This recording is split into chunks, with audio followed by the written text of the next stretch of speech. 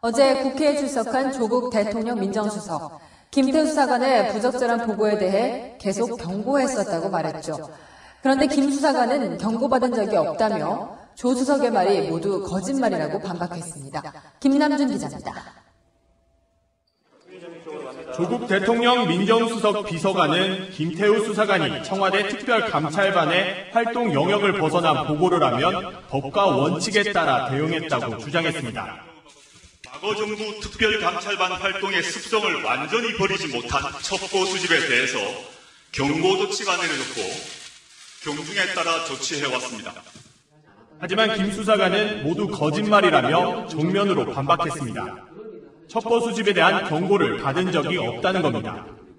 김 수사관은 채널A와 전화통화에서 경고를 받았다면 16개월 동안 계속 보고서를 쓸 수 있었겠냐라고 반문했습니다. 오히려 일을 잘한다고 2017년 7월부터 9개월 동안 월 10만 원씩 정보수당을 더 받았다고 주장했습니다. 자신을 비위 공무원이라고 비난한 데 대해서도 자신의 비리 행위를 숨기고자 희대의 농간을 부리고 있다는 데 있습니다.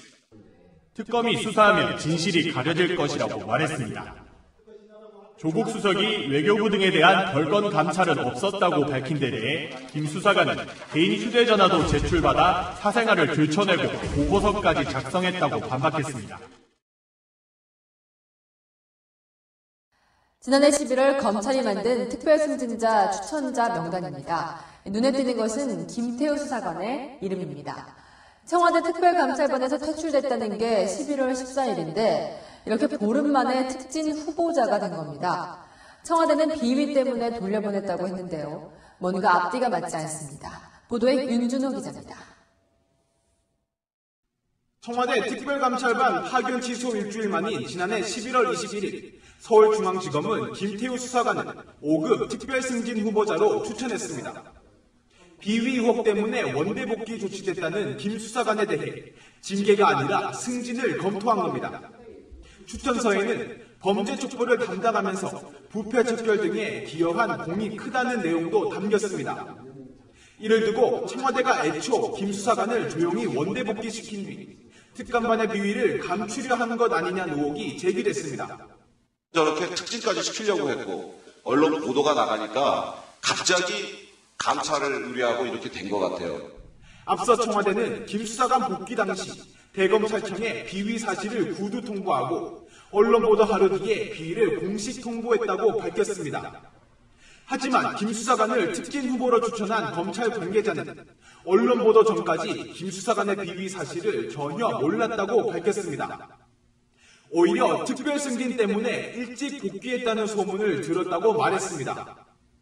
이에 대해 청와대 관계자는 김 수사관 특진 신청과 관련해 보고된 바도 논의한 적도 없다고 밝혔습니다.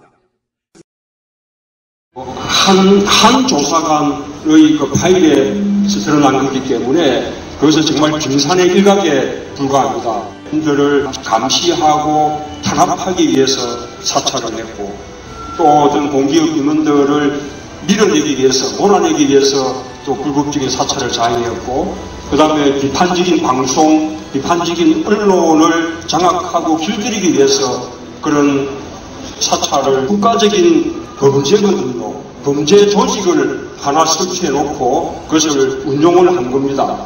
그리고 그 사실이 드러나니까 증거인멸하고 그 다음에 수사 축소하고 지금까지 드러난 이 사실만 가지고도 정치적 책임을 져야 됩니다. 우리 참여정부 때 같았으면 10번도 넘어 탄핵될 일이었죠.